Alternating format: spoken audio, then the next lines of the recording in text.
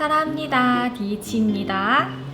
오늘은 저희가 이제 코디네이터 Q&A에 대해서 이제 10가지 질문들을 가장 많이 물어보시는 질문들을 모아서 답변을 드리도록 할게요. 컷! 1번 같은 경우에는 텃세가 심하나요? 하는데 병원마다 조금 다 다른 것 같아요. 저희 병원은 특히나 이제 텃세가 없는 편이라고 생각을 해주시면 되고요. 이제 텃세가 있는 병원도 저는 이제 일을 해본 경험이 있는데 텃세가 심한 경우에는 좀 심했던 것 같아요. 그래서 이 부분은 정말 조금 병원마다 다를 수 있다고 답변을 드리면 될 것 같고요. 2번은 외모 많이 보나요? 라고 말씀을 주셨는데요.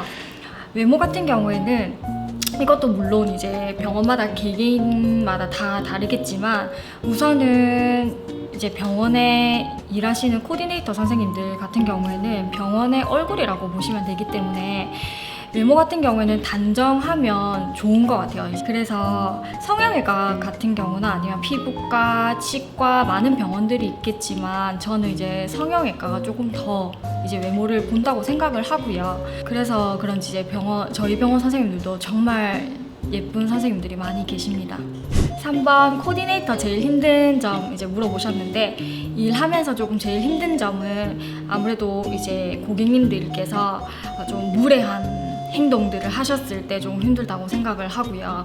아무래도 대면하지 않았을 때 고객님들이 처음 전화를 주셨을 때 뭐 상담 예약을 잡는다든지 그냥 무턱대고 화를 내시는 분들이 계셔요. 그럼 이제 그때는 조금 마음이 좀 지쳐요. 그럴 때 좀 저는 힘들다고 생각을 합니다.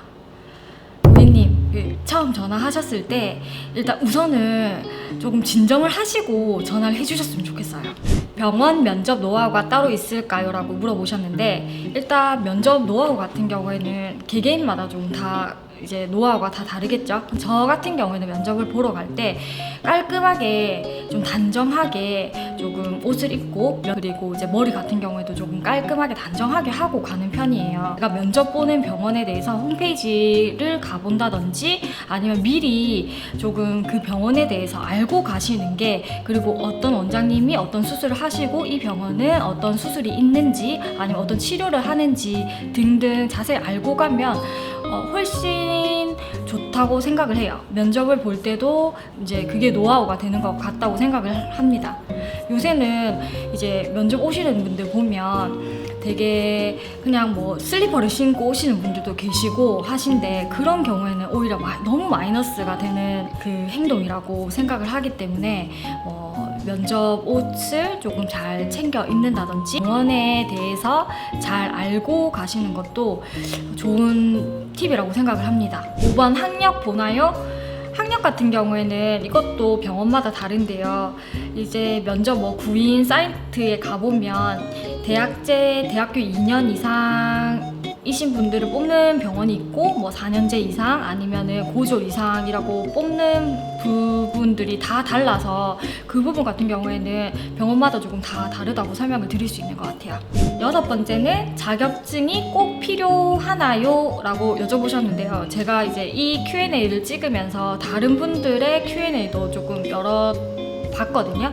일단 우선은 저는 이제 병원 코디네이터 자격증이랑 또 간호조무사 자격증을 보유하고 있는데 그래서 저는 이제 만약에 기회가 된다면 이제 자격증을 따는 것도 좋지 않을까 생각을 해요. 병원 코디네이터 자격증을 따라가면 응대 부분이나 아니면은 고객님들한테 전화 업무를 처음에 받을 때 그런 응대 부분도 알려주셨고요. 그리고 환자분들을 처음 대면했을 때 어떤 상황 대처라든지 그런 부분들을 많이 알려주셨기 때문에 저는 코디네이터 자격증 또한 정말 이제 그때 학원을 다니면서 많이 배웠다고 생각을 해서 저는 추천을 드리고 만약에 굳이 없더라도 병원 업무에 이제 지장은 따로 별도로 없는 것 같아요. 7번 코디네이터의 업무는 처음에 이제 차트를 받아서 그 부분을 이제 입력을 하고 고객님들한테 대기 시간이라든지 그런 부분에 대해서 설명을 드릴 수도 있고 데스크에 대한 기본적인 업무를 한다고 보시면 돼요. 데스크 관리라든지 그 관리 중에서는 책자 정리라든지 그런 부분도 있을 거고 일단 우선적으로 기본적인 업무를 한다고 보시면 될 것 같아요.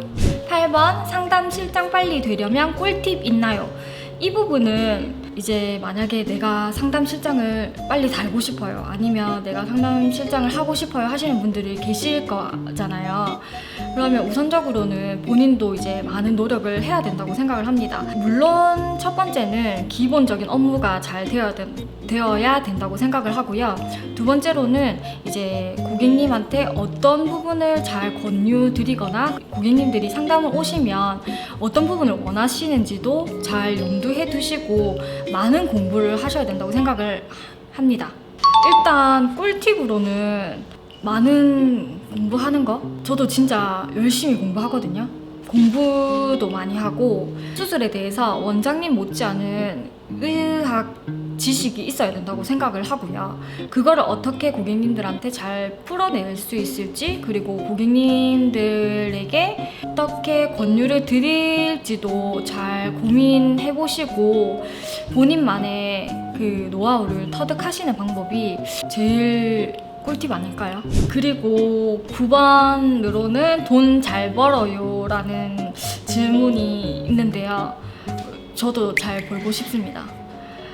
저도 돈 많이 벌고 싶어요.